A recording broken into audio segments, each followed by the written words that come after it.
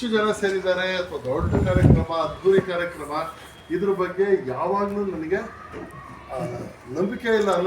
ನನಗೆ ಅದ್ರ ಬಗ್ಗೆ ಒಂಥರ ತಿರಸ್ಕಾರ. ಹೇಗೆ ಹೇಳ್ತೀನಿ ತಿರಸ್ಕಾರ ಅಂತಂದರೆ, ನಾವೀಗ ಪೊಲೀಸ್ ಇದರಲ್ಲಿ ಬಂದೋಬಸ್ತಿಗೆ ಅಂತ ಹೋಗ್ತೀವಿ. ಅಲ್ಲಿ ಸ್ಲೋಗನ್ ಗೀಗನ್ನೆಲ್ಲ ಹಿಡ್ಕೊಂಡು ನಮ್ಮ ಕನ್ನಡ ಚಳವಳಿಗಾರರು ಇರ್ತಾರೆ. ಯಾವುದೋ ಕೈನಲ್ಲಿ ಬರ್ಕೊಂಡ್ರೆ ಅಂತ ಧಿಕ್ಕಾರ ಇದೆ. ಇಲ್ಲ ಅವರೇ ಕೂತ್ಕೊಂಡು ಅಲ್ಲೆಲ್ಲ ಕಡ್ಲೆಕಾಯಿ ತಿಂತಾರೆ, ಎಲ್ಲ ಪುರಿ ತಿಂದ್ಕೊಂಡು ನಿರ್ಗಮಿಸ್ತಾರೆ.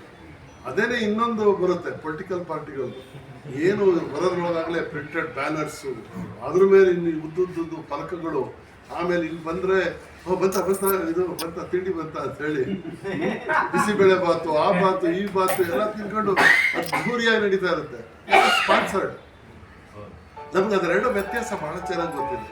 ಇವತ್ತು ಇಂಥದ್ದು ಸಭೆಯಲ್ಲಿ ಇದ್ದಾರೆ ಅಂತಂದರೆ, ನಾನು ಈಗಾಗಲೇ ನೋಡ್ತಾ ಇದ್ದೀನಿ ಎಷ್ಟು ಜನ ಹಿರಿಯರು ಕನ್ನಡ ಸಾಹಿತ್ಯ ಓದ್ಕೊಂಡಂಥವ್ರು ಮತ್ತು ಚಳವಳಿಯಲ್ಲಿ ಭಾಗವಹಿಸಿದಂಥ ಅನೇಕ ಹಿರಿಯರು ಇಲ್ಲಿ ಬಂದಿದ್ದಾರೆ. ನಿಮ್ಮಗಳ ಮಧ್ಯದಲ್ಲಿ ನಾನಿದೊಂದು ಪ್ರಶಸ್ತಿ ತಗೊಳ್ಳೋಂಥದ್ದು ಸೌಭಾಗ್ಯ ಅಂತ ನಾನು ಭಾವಿಸ್ತೀನಿ. ಇನ್ನೊಂದು ಅಂತಂದರೆ, ನಾನು ಅವತ್ತು ಕುವರ ಅವ್ರಿಗೆ ಹೇಳಿದೆ ಎಂತಂದರೆ, ಎನ್ ನರಸಿಂಹಯ್ಯನವರು ನನ್ನ ಅಕ್ಷರ ಗುರು ಅಂತಲೇ ಹೇಳಬೇಕು. ನಾವು 6ನೇ ಕ್ಲಾಸಲ್ಲೇ ಇದ್ದಾಗ ಶ್ರೀಮಂತ್ ಕೇಶವಮೂರ್ತಿ ಅವರು ಇದ್ದಾರೆ. ಆವಾಗ ನಾವೆಲ್ಲ ಕ್ಲಾಸ್ಮೇಟ್ಸು.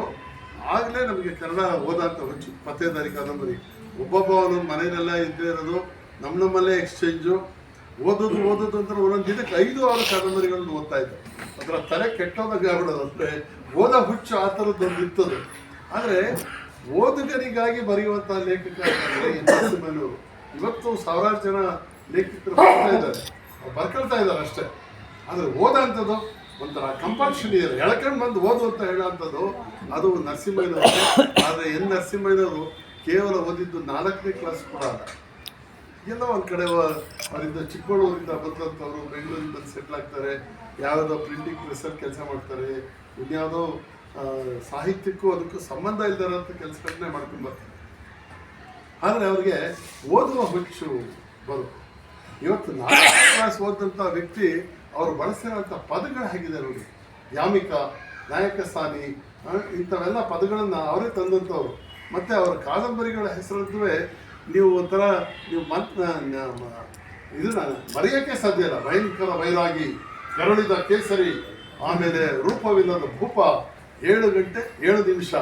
ಏನು ಆ ಕಾದಂಬರಿಗಳ ಹೆಸರುಗಳನ್ನು ನೀವು ನೋಡ್ತಾ ಹೋದರೆ ಅಲ್ಲಿ ಬರೆದಿದ್ದೆಷ್ಟು 530 ಕಾದಂಬರಿಗಳನ್ನು ಅವರು ಬರೀತಾರೆ. ಆದರೆ ಯಾವುದೇ ರೀತಿಯಾದಂಥ ಒಂದು ರೆಕಗ್ನಿಷನ್ ಇರೋಲ್ಲ. ಅವಜ್ಞೆಗೆ ಗುರಿಯಾದಂಥ ಒಬ್ಬ ಲೇಖಕ ಕನ್ನಡದಲ್ಲಿದ್ದಾರೆ ಅಂತಂದರೆ, ಇಷ್ಟು ಪುಸ್ತಕಗಳನ್ನು ಬರೆದು ಅವ್ರಿಗೆ ಸಿಗಬೇಕಾದಂಥ ಸ್ಥಾನ ಮಾನ ಯಾವುದೂ ಸಿಗಲ್ಲ. ಅವರ ನಿವೃತ್ತಿಯ ಅಂಚಿನಲ್ಲಿ ಅಂದರೆ 530 ಕಾದಂಬರಿಗಳನ್ನು ಬರೆದು 2008ನೇ ಇಸ್ವಿನಲ್ಲೇ ಅವ್ರಿಗೆ ಕನ್ನಡ ರಾಜ್ಯೋತ್ಸವ ಪ್ರಶಸ್ತಿನ ತಗಳಯ ನೀನು ಅಂತ ಕೊಟ್ಟಿದ್ದಾರೆ. ಅದು ಬಹಳ ಬೇಜಾರಾಗಂಥದ್ದು. ಯಾಕೆ ಅಂತಂದರೆ, ನಮ್ಮ ಬೀಚಿಯವರು ಯಾವಾಗಲೂ ಹೇಳ್ತಾರೆ, ನಾನು ಎಲ್ಲ ಜೋಕ್ಗಳನ್ನು ನಾನೇ ಬರೆಯೋಕ್ಕಾಗಲ್ಲ. ನಾನು ಏನು ಅಂತಂದರೆ ಇಂಗ್ಲೀಷ್ನಿಂದ ಕೆಲವು ತಗೊಂಡು ಅದಕ್ಕೆ ಕನ್ನಡದ ಉಡುಗೆ ಕೊಟ್ಟಿದ್ದೀನಿ. ಯಾಕೆಂದರೆ ಯಾವುದೇ ಪ್ರಪಂಚದ ಯಾವುದೇ ಒಬ್ಬ ಲೇಖಕ ನೋಡಿದ್ರೆ ಅವನ ಇನ್ನೊಬ್ಬ ಕವಿಯ ಜೇಬಿನಲ್ಲಿರುತ್ತೆ. ಎಲ್ಲರೂ ಕೃತಿಚೋರ್ರೆ, ಎಲ್ಲರೂ ಸ್ಫೂರ್ತಿ ತಗೊಳ್ಳೋಂಥವ್ರೆ. ಆದರೆ ಅದಕ್ಕೆ ಅವರೊಂದ್ಸರಿ ಬೀಚಿಯವ್ರು ಹೇಳ್ತಾರೆ, ಕನ್ನಡದಲ್ಲಿ ಒಬ್ಬ ಒರಿಜಿನಲ್ ಯಾರದು ಅಂದರೆ ಎನ್ ನರಸಿಂಹಯ್ಯ ಅಂತ.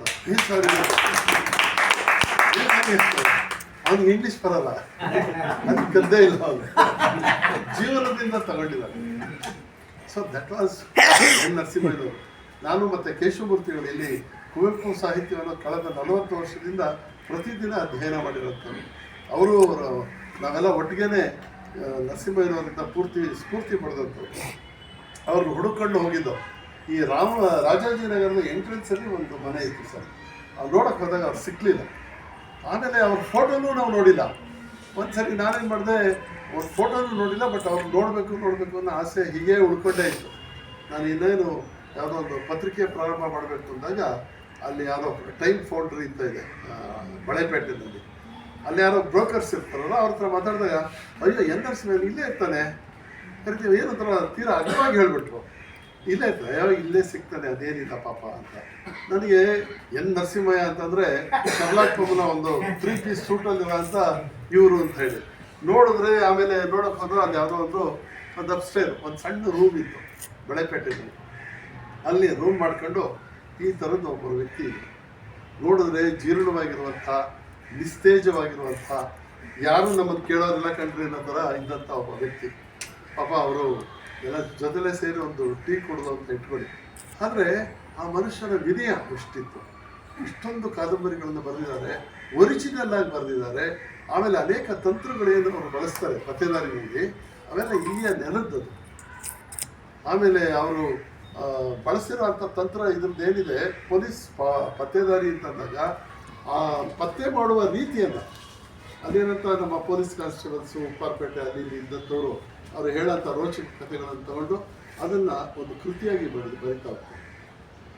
ಪತ್ತೇದಾರ ಪುರುಷೋತ್ತಮ ಸುಮಾರು 100 ಕಾದಂಬರಿಗಳನ್ನು ಬರೀತಾರೆ. ಅದಾದಮೇಲೆ ಪತ್ತೇದಾರ ಮಧುಸೂದನ ಬರ್ತಾನೆ, ಹರಿಜಯ ಬರ್ತಾನೆ, ಗಾಳಿರಾಯ ಅಂತ ಒಬ್ಬ ಬಿಡ್ತಾನೆ. ಇವನು ಯಾವನೇ ಗಾಳಿರಾಯ ಅಂದರೆ ಅವರು ಬೊಮ್ಮನ ಬುರುಳೆ ಅಂತ ಒಂದು ಬರೆದಿದ್ರು. ನಗೆ ನಗೆ ನಗೆ ಅಲ್ಲಲ್ಲ ನಗೆ ಹನಿಗಳ ಸಂಕಲನ, ತಿಮ್ಮನ ತಲೆಯ ರೀತಿಯಲ್ಲಿ ಬೊಮ್ಮನ ಬುರುಳೆ, ಅದು ಅವ್ರದ್ದೇ ಆದಂಥ ಒಂದು ಶೈಲಿ.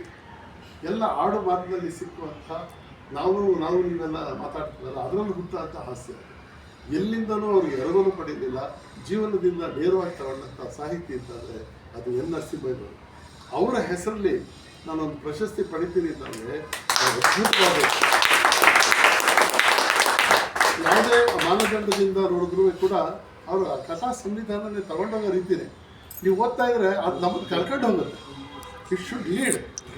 ಈಗ ಶಂಕರ್ ಜಯಕಿಶನ್ ಅವರ ಮ್ಯೂಸಿಕ್ ಡೈರೆಕ್ಟರ್ಸ್ ಅದೆಲ್ಲ ಹಾಡುಗಳು ಕೇಳಿದ್ರು. ಅದರಲ್ಲಿ ಏನಂದರೆ ಗೀತೆಗಳನ್ನು ಹಾಡ್ತಾ ಇದ್ರೆ ಸಂಗೀತ ಅದ್ರ ಜೊತೆ, ವಾದ್ಯ ಸಂಗೀತ ಅದ್ರ ಜೊತೆ ಹೋಗುತ್ತೆ ಅಂತ ಹೇಳ್ಕೊಂಡು, ಆ ರೀತಿ ಕಥಾ ವಸ್ತು ಅಲ್ಲಿದೆ ಅಂತಂದರೆ ಇವರ ಶೈಲಿ ಅದನ್ನು ಕೊಡುವಂಥ ಕ್ರಮ ನಮ್ಮನ್ನು ಹಾಗೆ ಕರ್ಕೊಂಡು ಹೋಗ್ಬಿಡುತ್ತೆ. ಅದು ಎನ್ ನರಸಿಂಹಯ್ಯನವರು. ಆದರೆ ಇವತ್ತು ಪತ್ತೇದಾರಿ ಇದಕ್ಕೆ ಸಂಬಂಧಪಟ್ಟ ಹಾಗೆ ನಾನು ಮಾತಾಡಬೇಕಾಗಿರೋದ್ರಿಂದ ಒಂದು 7 ಪ್ರಸಂಗ ಇಟ್ಕೊಂಡಿದೆ. ಅದು ಇವತ್ತಿನ ಪರಿಸ್ಥಿತಿಯಲ್ಲಿ ಕೇಳೋಕ್ಕಾಗಲ್ಲ. ನಮ್ಮ ರಾಮ್ಕೆ ಸಾಹೇಬರು ಆಗಲೇ ಒಂದು ಪ್ರಸಂಗ ಹೇಳಿದ್ರು. ಆದರೆ ನಾನು 2 ಪ್ರಸಂಗನ ಸುಮ್ಮನೆ ತುಂಬ ಚಿಕ್ಕದಾಗಿ ಹೇಳ್ತೀನಿ. ಯಾಕೆಂದರೆ ಪವಾಡ ಅಲ್ಲ ಇದು ಪತ್ತೇದಾರಿಕೆಗೆ ಸಂಬಂಧಪಟ್ಟಂಥದ್ದಾದ್ರಿಂದ ಸನ್ಮಾನನ ಸ್ವೀಕರಿಸಿದ್ರಿಂದಾಗಿ 2 ಪ್ರಸಂಗ ನಿಮ್ಗೆ ಹೇಳ್ತೀನಿ. ಅದೇನಂತಂದರೆ ನಿಮಗೆ ಬೇರೆ ರೀತಿ ಪ್ರಯೋಜನ ಆಗುತ್ತೆ. ಯಾವುದಿದು ನನಗೆ ಆ ಥರದ್ದು ಬಹಳ ಆಗಂಥದ್ದು.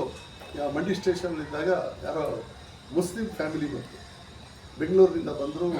ಎಲ್ಲ ರಾತ್ರಿ 8:30 9 ಗಂಟೆ ನೋಡಿದ್ರೆ ನನ್ನ ಮಗಳನ್ನ ಮದುವೆ ಮಾಡಿಕೊಟ್ಟಿದ್ದೆ ಸರ್, 4 ವರ್ಷ. ಇವ್ರು ಇಲ್ಲಿಂದ ಬಂದವರು ಯಾರು, ಕಮರ್ಷಿಯಲ್ ಸ್ಟ್ರೀಟಲ್ಲಿ ಅತ್ಯಂತ ಶ್ರೀಮಂತ ಕುಟುಂಬ. 2-3 ಕಾರಲ್ಲಿ ಬಂದಿದ್ದಾರೆ. ಬಂದು ನಮ್ಮ ಮಗಳು ಕೊಲೆ ಮಾಡಿಬಿಟ್ಟಿದ್ದಾರೆ. ಹಾಗೆ ಏನು ಹೇಗೆ ಅಂತ.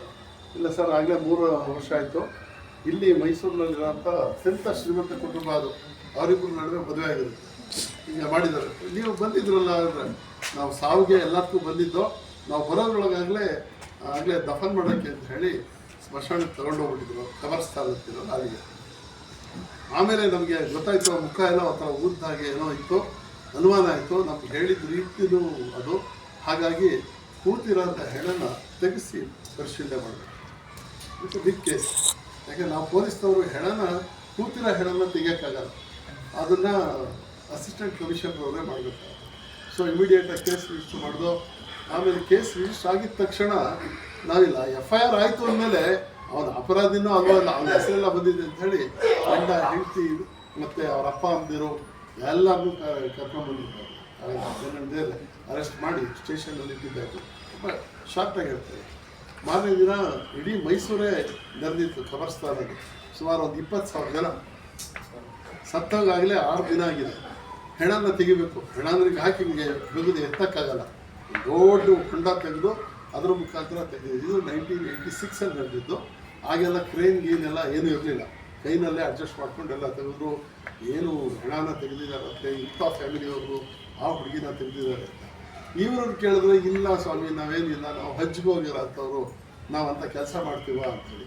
ನಮ್ಮ ಮನೇಲಿ ಇದ್ದಿದ್ದ ಹುಡುಗಿ ಅಂತ. ಮತ್ತು ಯಾಕೆ ಲೇಟಾಗಿ ಯಾಕೆ ಕೇಳಿದ್ರಿ ಅವ್ರಿಗೆ ಅಂತ. ನಾವು ಮದುವೆಗೆ ಹೋಗಿದ್ದು, ಬಂದಾಗ ಅವಳು ಮನೆಯಲ್ಲೇ ಇದ್ದು. ಆಮೇಲೆ ಬಂದು ನೋಡಿದಾಗ ಹೀಗೆ ಸತ್ತೋಗಿದ್ದು, ಹಾರ್ಟ್ ಅಟ್ಯಾಕ್ ಆಗಿದೆ ಅಂದರು. ಅದಕ್ಕೆ ನಾವು ಮಾಡ್ದೋ. ಆಮೇಲೆ ಆಗೆಲ್ಲ ಟ್ರಂಕ್ ಕಾಲ್ ಮಾಡಬೇಕು, ಇನ್ಫಾರ್ಮ್ ಮಾಡಿದ್ದೀವಿ. ಅವರು ಬರೋದ್ರೊಳಗೆ ರಾತ್ರಿ 9 ಗಂಟೆ ಆಯಿತು.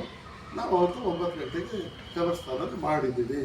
ಅಲ್ಲಿ ಅಷ್ಟರೊಳಗೆ ತಗೊಂಡೋಗೋಂಥದ್ದು ಏನಿತ್ತು, ತಗೊಂಡೋಗಿದೆ ಸ್ವಾಮಿ ಸತ್ತೋಗಿದ್ದಾರೆ, ನಿನ್ನ ಮನೇಲಿ ಇಲ್ಲಿ ಇಟ್ಕೊಳ್ಳೋಕ್ಕಾಗತ್ತೆ ಅಂತ. ಒಪ್ಪಕ್ಕೂ ಹೋಗಲ್ಲ, ಬಿಡೋಕ್ಕೂ ಹೋಗಲ್ಲ. ಸರಿ ಆಯಿತು ಅಂತ ಹೆಣನ ತೆಗೆದು ದೊಡ್ಡದೊಂದು ಇದರಲ್ಲಿ ಬಂತು ಹೆಣ ಮೇಲಕ್ಕೆ. ಮಣ್ಣೆಲ್ಲ ಕಲಸಿ ಎಲ್ಲ ನೋಡಿದ್ರೆ ಅಲ್ಲಿದ್ದ ಜನನ ಓಡ್ಸಕ್ಕೆ ನಾವು ಒತ್ತಾಡ್ತಾ ಇದ್ದೀವಿ. ಒಬ್ಬನೂ ಕದಲಾಗ್ತಾ ಇರಲಿಲ್ಲ. ಅಲ್ಲಿ 20,000 ಜನ ತುಂಬಿಟ್ಟಿದ್ದಾರೆ ಜಿಗಿ ಅಂತ. ಯಾವಾಗ ಇದನ್ನು ಎತ್ತಿ ಮೇಲೆ ಕೇಳಾಕಿದ್ರು ಆ ನಾತ ಬಂತು ನೋಡಿ, ಇಡೀ ಮೈಸೂರಿಗೆ ಹೊಡೆದ್ಬಿಡ್ತು.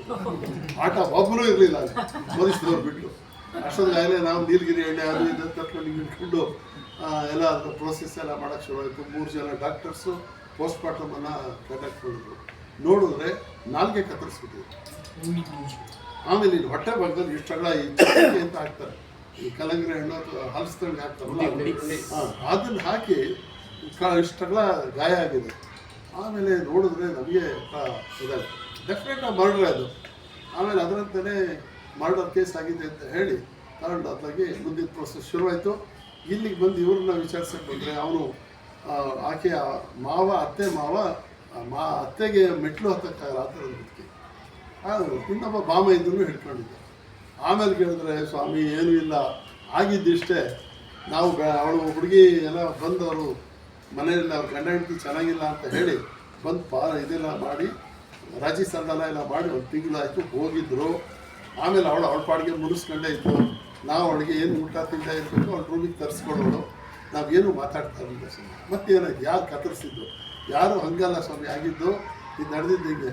ನಾವು ಮದುವೆ ಮುಗಿಸ್ಕೊಂಡು ಮಧ್ಯಾಹ್ನ 2 ಗಂಟೆಗೆ ಬಂದರೆ ನೋಡಿದ್ರೆ ಅವಳು ಇಲ್ಲ ಊಟ ಮಾಡಿಲ್ಲ ಅಂತ ಹೇಳಿದ್ರು ಅಡುಗೆಯವಳು. ಅದಕ್ಕೆ ಎಪ್ಸಮ್ಮ ಅಂತ ಹೇಳಿದ್ರು. ಅವಳು ನೋಡಿ ಕಿಟಕಿಯಲ್ಲಿ ನೋಡಿ ನೇತಾಡ್ತಾ ಇದ್ದೈತೆ, ಹೆಣ ನೇತಾಡ್ತಾ ಇದೆ. ಏನು ಮಾಡಬೇಕು, ಇವ್ರಿಗೆ ಜಂಗಾಬಾಲನೇ ಉಳ್ಗೋಗ್ಬಿಡುತ್ತೆ. ಸೊ ಇಂಥದ್ರಲ್ಲೆಲ್ಲ ಅವ್ರ ಭಾವ ಇದ್ದ, ಅವ್ನು ಹೆಂಡ್ತಿ ಇರ್ತಾರೆ, ಆ ತಮ್ಮನ ಹತ್ರ ಬಾರಪ್ಪ ಅಂತ ಅವ್ನು ಹಗ್ಗದಂಗಡಿ ಯಾರೋ ಒಬ್ಬ, ಅವನು ಶ್ರೀಮಂತನೇ. ಹಗ್ಗದಂಗಡಿ ಅಂದರೆ ಇದೇನಲ್ಲ. ಅವನು ಕರ್ಕೊಂಡ್ಬರ್ತಾರೆ. ನೋಡಿಬಿಟ್ಟು ಆ ಬಾಗಿಲು ತೆಗೆದು ಒಳಗೆ ಹೋಗ್ತಾರೆ, ಎಲ್ಲ ಸೆಟ್ ಮಾಡಿ ಇಳಿಸ್ತಾರೆ. ನೋಡಿದ್ರೆ ನಾಲ್ಗೆ ಆಚೆ ಬಂದು ಕಣ್ಣು ಇದು ಮಾಡೋಂಗಿಲ್ಲ. ಯಾಕೆಂದರೆ ನಿಮಗೆ ಗೊತ್ತಿದೆ ರಿಗರ್ ಮಾರ್ಟಿಸ್ ಅಂತ ಅಷ್ಟೊತ್ತಾಗಲೇ ಬಂದ್ಬಿಟ್ಟು. ಈಗ ನಾವಲ್ಲಿ ಯಾರು ಸತ್ತೋದ್ರೆ ಆ ತಕ್ಷಣ ಅವ್ರನ್ನ ಕೈಕಾಲೆಲ್ಲ ಮಡಚಿಬಿಟ್ಟು ಇಮಿಡಿಯೇಟ್ ಇಡ್ತಾರೆ. ಅದನ್ನು ನೀವು ತಗೊಂಡೋಗೋದಕ್ಕೆ ಅನುಕೂಲ ಆಗುತ್ತೆ. ಇದು ಆಲ್ಮೋಸ್ಟ್ 8 hours ಮೇಲಾಗಿ ಹೋಗ್ಬಿಟ್ಟಿರ್ತಾರೆ ಸತ್ತೋದು. ಹಾಗಾಗಿ ಎಲ್ಲ ಹಿಂಗಿದ್ರೆ ಹಿಂಗೆ ಇರುತ್ತೆ, ಬಾಡಿ ಸೆಳೆದು ಬಿಟ್ಟಿರುತ್ತೆ, ನಾಲಿಗೆ ಆಚೆ ಬಂದಿರುತ್ತೆ. ಇವರು ತಳ್ಳಕ್ಕೆ ಟ್ರೈ ಮಾಡ್ತಾರೆ, ಅದು ಹೋಗಲ್ಲ ಒಳಕ್ಕೆ. ಮೊದಲೇ ಈಗಾಗಲೇ ಎಷ್ಟು ಮನೇಲಿ ಗಲಾಟೆ ಆಗಿದೆ, ಈಗ ಹಿಂಗೆ ನೇಣ ಕಟ್ಟು ಅಂದರೆ ನೇತೃಷ್ಟು ಸುಮ್ಮನೆ ಇರ್ತಾರ ಅಂತ ಇವ್ರಿಗೆ ಒಳ್ಳೆ ಜನಗಳೇ ಅವರು. ಹಿಂಗೆ ಆಗೋಯ್ತು ಸ್ವಾಮಿ, ಅದಕ್ಕೆ ಏನಾರು ಮಾಡಬೇಕು ಅಂತ ಹೇಳಿ ಆಮೇಲೆ ಇದನ್ನು ತಳ್ಳಕ್ಕೆ ಅಂತ ಟ್ರೈ ಮಾಡೋದಂತೆ. ಅದು ಏನು ಮಾಡಿದ್ರು ಹೋಗಲಿಲ್ಲಂತೆ. ಅದಕ್ಕೆ ಇವರು ಅದೇ ಹಗ್ಗದಂಗಡಿಯವರಿಂದ ಬಾವೇದ ಇಲ್ಲ ಇದನ್ನು ಹಾಕಿ ಒಳಗಿಂದ ಕರಡು ಎಳೆದ್ಬಿಟ್ರೆ ಹೊಳಕಂತ ಬಂದ್ಬಿಡುತ್ತೆ. ಅವನೊಂಥರ ಸಬಡ ಅವನು. ಅಲ್ಲಿ ಚಕ್ರಕ್ಕೆ ಹಾಕಿ ಕೈ ಹಾಕಿ ಎಳಿತಾನೆ, ಅನ್ನ ನಾಳಕ್ಕಿದ್ಗ ಬರ್ತಾ ಅದು ನೋಡಿ ಅಯ್ಯೋ ಇನ್ನೇನೋ ಗ್ರಹಚಾರ ಆಯ್ತಲ್ಲ ಅಂತೇಳಿ ಆವಾಗ ಎದುರಂಗಡಿನಲ್ಲಿ ಯಾವುದೊಂದು ಬಾಳೆಹಣ್ಣು ಅಂಗಡಿ ಇರುತ್ತೆ, ಆ ಬಾಳೆಹಣ್ಣಿಂದು ಕೊಯ್ತಾರೆ ನೋಡಿ ಚಾಕು, ಹತ್ತರ್ಸ್ ಕಟ್ ಮಾಡಿಬಿಡ್ತಾರೆ. ಏನು ಒಂದು ತಪ್ಪು ಮುಚ್ಕೊಳಕ್ಕೆ ಇನ್ನೊಂದು ಮಾಡೋಕ್ಕೆ ಹೋಗಿ ಏನೇನೋ ಫಜಿತಿ ಆಗೋಗ್ಬಿಡೋದು. ಸೊ ಹೆಚ್ಚು ಕಡಿಮೆ ಆಯಿತು. ಆದರೆ ಮುಖ ಹಿಂಗೆ ಆಯ್ತಲ್ಲ ಅಂತೇಳಿ ಅದನ್ನು ಪ್ರೆಸ್ ಮಾಡೋಕ್ಕೆಲ್ಲ ನೋಡ್ತಾರೆ, ಏನೂ ಆಗಲ್ಲ. ಆಮೇಲೆ ಅವ್ರಿಗೆಲ್ಲ ಇನ್ಫಾರ್ಮೇಷನ್ ಎಲ್ಲ ಹೋಗುತ್ತೆ ಹುಡುಗಿ ಮನೆ ಕಡೆಯವರಿಗೆ, ಅವರೆಲ್ಲ ಬರ್ತಾರೆ. ಇನ್ನು ಬಂದರೆ ಲೇಟ್ ಆದರೆ ಅವರೆಲ್ಲ ಬಗ್ಗೆ ಎಲ್ಲ ನೋಡೋದಾಗ್ಬಿಡುತ್ತೆ ಅಂತೇಳಿ ಇವರು 6:30 ಅಷ್ಟೊತ್ತಾಗಲೇ ಎತ್ತೇ ಬಿಡ್ತಾರೆ, ಕತ್ಲೆಲ್ಲ ಹೋಗಿ ತಗೊಂಡೋಗ್ತಾರೆ. ಬಟ್ ಆಮೇಲೆ ಇವ್ರಿಗೆ ಹೆಣ್ಣಿನ ಮನೆಯವ್ರಿಗೆ ಹೇಳ್ತಾರೆ, ಹೀಗೆ ಮುಖ ಎಲ್ಲ ಊಬರಿಸಿದ್ರು ಹಿಂಗಾಗುತ್ತೆ ಅಂತ. ಅದಕ್ಕೆ ಊಬರಿಸ್ಕೊಂಡಿತ್ತು, ಏನೋ ಆಗಿರಬೇಕು, ಅವಳು ಅಷ್ಟು ಹೆಲ್ತಿ ಆಗಿರೋಂಥ ಹುಡುಗಿ ಅವಳು ಆತ್ಮಹತ್ಯೆ ಮಾಡ್ಕೊಳ್ಳೋಕ್ಕೆ ಸಾಧ್ಯ ಇಲ್ಲ, ಅಥವಾ ಆ ಥರದ್ದಿದ್ರೆ ಅವಳು ಫೋನಾರ ಮಾಡ್ತಾಯಿತ್ತು, ಏನೂ ಇಲ್ಲ ಅಂತ. ಸೊ ಇದನ್ನು ನಂಬಬೇಕಾ ಬಿಡಬೇಕಾ? ಆಮೇಲೆ ನಾವೆಲ್ಲ ವಿಚಾರ ಮಾಡಿದ್ರೆ ಎಸ್ ಅದೇ ಥರ ಆಗಿರುತ್ತೆ. ಮರ್ಡ್ರಲ್ಲ ಅದು, ಅವಳು ನೇಣು ಹಾಕೊಂಡೇ ಸತ್ತೋಗಿರ್ತವೆ. ಅದಷ್ಟನ್ನೇ ಬಿಟ್ಟಿದ್ರೆ ನೇಣಿನ ಕೆತ್ತೆ ಅಂತ ಅಂದ್ಬಿಟ್ಟು ಯಾರಿಗೂ ಏನೂ ತೊಂದರೆ ಆಗ್ತಿರಲಿಲ್ಲ. ಇವ್ರು ಏನೋ ಮರ್ಯಾದೆ ಉಳಿಸ್ತಾರೆ ಹೋಗ್ಬಿಟ್ಟು ತಗಲಾಕೊಂಡ್ಬಿಟ್ರು, ಎಲ್ಲರೂ ಜೈಲಿಗೆ ಹೋಗ್ಬಿಟ್ರು. ಹುಡುಗಿಯ ಗಂಡ, ಅವನ ತಮ್ಮ, ದೊಡ್ಡ ಫ್ಯಾಮಿಲಿ, ದೊಡ್ಡ ಶ್ರೀಮಂತರ ಮನೆ, ಆಮೇಲೆ ಅಪ್ಪ ಅಮ್ಮ ಅಜ್ಜಾಜಿ ಇರ್ತಾರೆ ಅವರು, ಮತ್ತು ಬಾಮೈದ ಎಲ್ಲ ಸರ್ವನಾಶ ಆಗೋಗ್ಬಿಡ್ತು. ಇದು ಒಂದು ರೀತಿ ನಾನು ಎಷ್ಟು ತುಂಬ ಸಂಕ್ಷಿಪ್ತವಾಗಿ ಹೇಳ್ತಾ ಇದ್ದೀನಿ, ಯಾಕೆಂದರೆ ಟೈಮ್ ಇಲ್ಲ ಇಲ್ಲಿ. ಹೇಗೆ ಅತ್ಯಂತ ನಿರಪರಾಧಿಗಳು ಕೂಡ ಹೇಗೆ ಶಿಕ್ಷೆಗೊಳಗಾಗ್ಬಿಡ್ತಾರೆ. ನಾವು ಪೊಲೀಸ್ನವ್ರಿಗೆ ಗೊತ್ತಾಯಿತು ಸತ್ಯ, ಆದರೆ ಇರೋಂಥ ಕಂಡೀಷನ್ಸಲ್ಲಿ ಅವರು ಹೆಣದ ಕೊಲೆ ಮಾಡಿ ಮರೆಮಾಚಿದ್ದಾರೆ ಅಂತಲೇ ಕೇಸ್. ಸೊ ಶಿಕ್ಷೆನೂ ಆಯಿತು. ಇನ್ನೊಂದು ಪ್ರಸಂಗ ನಮಗೆ ನಡೆದಿದ್ದು ಅಂತಂದರೆ, ಅಲ್ಲಿ ಮೈಸೂರಿನಲ್ಲೇ ಬಹಳ ದೊಡ್ಡ ಒಂದು ಕುಟುಂಬ, ಶ್ರೀಮಂತ ಕುಟುಂಬ ಇದೆ ಅಂಥದ್ದು, ಸೀಮೆಣ್ಣೆ ವ್ಯಾಪಾರಿಗಳು. ಅವ್ರ ಮನೆಗೆ ಸತ್ತೋಗ್ಬಿಡುತ್ತೆ.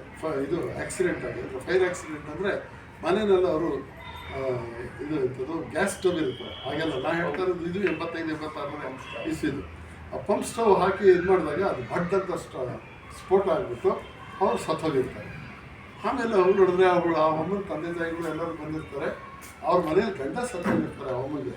ಆದರೆ ಅವ್ರ ಆಕೆನೇ ಯಜಮಾಂತಿ. ಎಲ್ಲರೂ ಅವ್ರು ಹೇಳ್ದಂಗೆ ಕೇಳ ಅಂತ ಒಂದು ಕುಟುಂಬ, ತುಂಬ ಮರ್ಯಾದಸ್ಥರ ಕುಟುಂಬ. ಹೋಗಿ ನೋಡ್ದು ಬಾಗಿಲು ಒಳಗಡೆ ಹೊಡೆದೋಗಿತ್ತಲ್ಲ, ನಾವೇನೇ ಬಾಗಿಲೆಲ್ಲ ಹೊರಗಡೆಯಿಂದ ತೆಗೆದು ಎಲ್ಲ ಇದು ಮಾಡಿ ಹೋದಾಗ ಪೂರ್ತಿ ಅವನ್ನ ಸತ್ತೋಗ್ಬಿಟ್ಟಿದೆ. ಪೂರ್ತಿ ಮೈಯೆಲ್ಲ ಬರ್ನಾಗ್ಬಿಟ್ಟಿದೆ. ಆಮೇಲೆ ಇಲ್ಲೆಲ್ಲ ಸುತ್ತಮುತ್ತ ಪರದೆಗಳು ನೈಲಾನ್ದು, ಅವರು ನೈಲಾನ್ ನೈಟಿ ಹಾಕಿರ್ತಾರೆ, ಅದು ಎಲ್ಲ ಬರ್ನಾಗ್ಬಿಟ್ಟು ಒಮ್ಮ ಹೋಗಿ ಈ ಗೋಡೆಗೆ ಆ ಗೋಡೆಗೆಲ್ಲ ಡ್ಯಾಶ್ ಹೊಡೆದರೆ, ಡ್ಯಾಶ್ ಹೊಡೆದಿರೋ ಜಾಗದಲ್ಲಿ ಇಷ್ಟೆಲ್ಲ ಚರ್ಮ ಕಿತ್ಕೊಂಡು ಗೋಡೆಗೆ ಇಟ್ಕೊಂಡಿದೆ.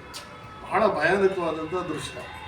ಆಮೇಲೆ ಎಲ್ಲ ನೋಡಿದಾಗ ಹೇಗೆ ಅಂತಂದರೆ, ಇದು ಸರ್ ಅವರು ಸೀಮೆಣ್ಣೆ ಕಾಫಿ ಮಾಡ್ಕೋಬೇಕಾದ್ರೆ ಸೀಮೆಣ್ಣೆ ಬರ್ಸ್ಟ್ ಆಗಿದೆ, ಸ್ಟವ್ ಬರ್ಸ್ಟ್ ಆಗಿದೆ ಅಂತ ನೋಡಿದ್ರೆ, ಸೀಮೆಣ್ಣೆ ಸ್ಟವ್ ಅದು ಎಲ್ಲ ಬರ್ನಾಕಿ ಓಪನ್ ಆಗಿತ್ತು.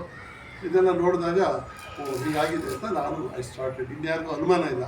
ಆ ಒಮ್ಮನ ಇವ್ರಿಗೂ ಕೂಡ ಏನು ಮನೆಯವ್ರಿಗೂ ಕೂಡ ಅನುಮಾನ ಇಲ್ಲ, ಇವರೇ ಮನೆ ಯಜಮಾಂತಿ. ಯಾಕೆ ಹಾಗಿದ್ರೆ ಅವರು ಸಪ್ರೇಟಾಗಿ ಮಾಡ್ಕೊಂಡ್ರು, ಮನೆಯಲ್ಲಿ ಅಡುಗೆಯವ್ರು ಇದ್ದಾರೆ ಅಂದರೆ, ಇಲ್ಲ ಅವರು ಕಾಫಿ ಕುಡಿಯೋ ಹುಚ್ಚು ಜಾಸ್ತಿ, ಅವರು ಪೀರಿಯಡ್ಸಲ್ಲಿ ಇದ್ದಿದ್ದರಿಂದ ಅವರೇ ಮನೆಯಲ್ಲಿ ಅವ್ರ ರೂಮಲ್ಲಿ ಅವ್ರು ಇದ್ರು ಅಷ್ಟೇ. ಇದು ಹೀಗಾಗೋಗ್ಬಿಟ್ಟಿದೆ. ನಾನು ರಾತ್ರಿ 9-9:30 ತನಕ ಇದಾಗಿರೋದು 4:15 ಕೂತ್ಕೊಂಡು ಎಲ್ಲ ಅವ್ರದ್ದು ಇವ್ರದ್ದು ಹೇಳಿಕೆ ಮಾಡಿಕೊಂಡು ಮಹಾಚಾರೆಲ್ಲ ಮಾಡೋದ್ರೊಳಗೆ ಸುಮಾರು 23-24 ಪುಟ ಬರ್ಕೊಂಬಂದ್ಬಿಟ್ಟಿದ್ದೀನಿ. ಅಲ್ಲಿಗೆ ನನಗೂ ಕನ್ಫರ್ಮ್ ಆಗಿತ್ತು, ಇದು ಹೀಗೆ ನಡೆದಿದೆ, ಅವ್ರು ಹೇಳ್ತಾ ಇರೋ ಥರನೇ ನಡೆದಿದೆ, ಇದರಲ್ಲಿ ಸಸ್ಪೆಕ್ಟ್ ಮಾಡೋಂಥದ್ದು ಏನೂ ಇಲ್ಲ. ಅಷ್ಟೊತ್ತಿಗೆ ನಮ್ಮ DYSP BM ನಾಣಯ್ಯನವ್ರು ಬಂದರು. ಅವರು ಒಳ್ಳೆಯ ಸರ್ವಿಸ್ದಾರೇ. ನೋಡು, ವಾಟ್ ಆರ್ ಯು ಟಾಕಿಂಗ್, ಅವ್ರು ಏನು ರೀ ಅದು, it is A clear case of suicide, it's not accidental death ಅಂತ ಇಂಗ್ಲೀಷಲ್ಲಿ ಮಾತಾಡ್ಕೊಂಡು ರೋಫ್ ಹಾಕ್ಬಿಟ್ಟು. ಇಲ್ಲ ಸರ್, ಈಗ ಏನು ರೀ ಮಾತಾಡ್ತಾ ಇದ್ದೀರಾ, ಏನು ಸರ್ ತನಿಖೆ ಮಾಡಿ ಎಷ್ಟು ವರ್ಷ ಆಯ್ತು ನಿಮ್ಗೆ ಸರ್ವೀಸು, 7 ವರ್ಷ ಆಗಿ ಇನ್ನೂ ಕಲ್ತಿಲ್ಲ ನೀವು, bloody get out from the department, ಹಾಗೆ ಹೀಗೆ ಅಂತ ಕಿರ್ಚಾಡಿದ್ರು. ಅದೇ ನಾನು ನೋಡಿದ್ದೀನಿ ಎಲ್ಲವೂ ಹೀಗಿದೆಯಲ್ಲ ಸರ್ ಅಂತ. ಆಮೇಲೆ ಅವ್ರು ಕ್ಲಿಯರಾಗಿ ಹೇಳಿದ್ರು, ನೋಡು, ಯಾವನೇ ಆಗಲಿ ಇದು ಹೊಡೆದ್ರೆ ಸ್ಟವ್ ಬರ್ಸ್ಟ್ ಆದರೆ ಆಗ ಒಂದಷ್ಟು ಹಾರುತ್ತೆ. ಎಷ್ಟು ಹಾರುತ್ತೆ, ಒಂದು ಅರ್ಧ ಲೀಟ್ರ್ ಹಾರುತ್ತಾ, ಅದ್ರ ಮೇಲಿಲ್ಲ, ಎಲ್ಲ ಒಂದು ಚೂರು ಹಲಕದಂಗೆ ಹಾರಿರುತ್ತೆ.